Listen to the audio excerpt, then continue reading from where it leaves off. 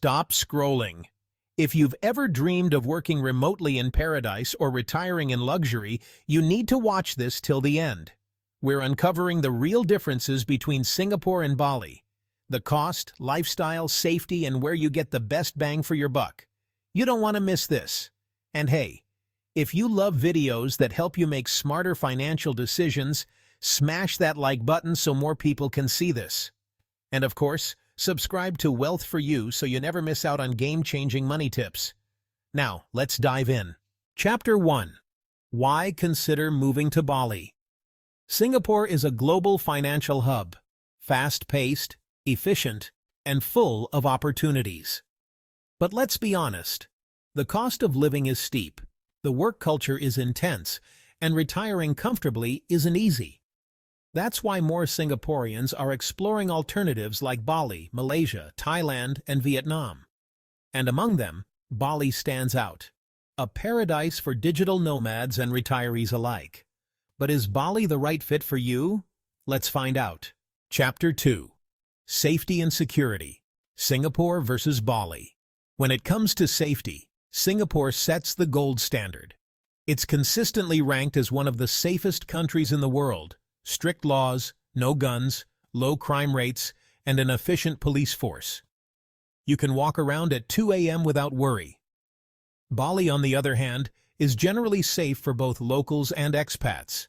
But let's be real, it's not Singapore. Petty crimes like bag snatching, motorbike theft, and scams do happen, especially in tourist-heavy areas like Kuta and Canggu. Plus, some roads can get dark and quiet at night, making them riskier for solo travelers. And here's something many overlook. Bali sits on the Pacific Ring of Fire. That means occasional earthquakes, active volcanoes like Mount Agung, and even tsunamis. While locals are used to it, it's a factor to consider if you're moving there long-term. Winner. Singapore for overall safety. But if you stay vigilant and take precautions, Bali can still be a safe and enjoyable place to live. Would you trade a bit of security for paradise? Let's weigh more factors ahead. Chapter 3. Cost of living. How far does your money go? Now here's the game changer. Singapore is an economic powerhouse, but let's face it, housing, food, transport, and daily expenses come at a premium. Even a modest HDB rental can set you back thousands per month. Meanwhile, in Bali, your cost of living could be half, or even a third, of what you'd spend in Singapore. Imagine this. For the price of a tiny HDB flat, you could be living in a private villa with a pool, surrounded by rice fields or a short walk from the beach. And it's not just rent. Food, transport, and even healthcare are significantly cheaper. A meal at a local warung? Just a few dollars. Renting a scooter? A fraction of the cost of owning a car in Singapore. Winner. Bali for cost of living. Your money stretches further, giving you a higher quality of life for less. But is it worth the trade-offs? Let's explore more. Chapter 4. Retirement Lifestyle, City Life versus Island Living.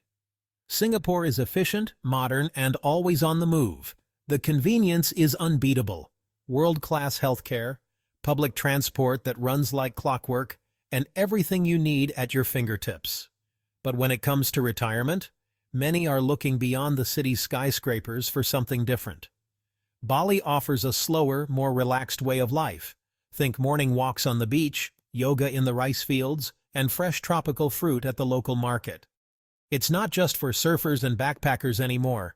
There's a growing community of Singaporean retirees who have swapped the city hustle for island serenity. Plus, with affordable domestic help, lower living costs, and plenty of expat-friendly amenities, settling into Bali's laid-back lifestyle has never been easier. Winner. Bali for those seeking a peaceful, stress-free retirement. But does it have everything you need for the long run? Let's dive deeper. Chapter 5. Healthcare. Can Bali compete?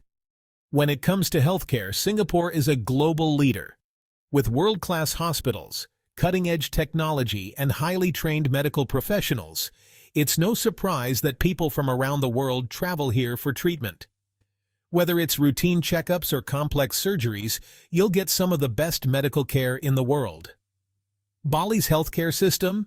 It has improved over the years, with international clinics and private hospitals catering to expats. Places like BIMC and Siloam hospitals offer decent medical care for general needs.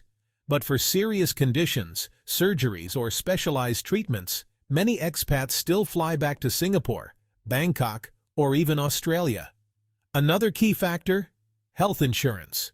While healthcare in Bali is more affordable, having good expat insurance is crucial because medical evacuations to Singapore can cost thousands of dollars.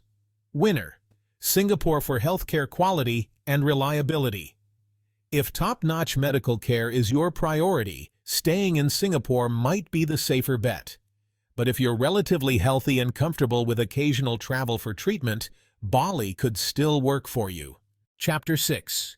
Work and Retirement Visas. Can you live there long-term? Thinking of making your move permanent? Here's a crucial factor to consider. Visas. In Singapore, there's no dedicated retirement visa.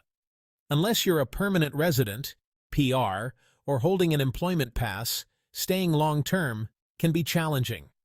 And let's be honest, getting PR status is tough, especially for retirees with no active employment. Bali, on the other hand, welcomes retirees.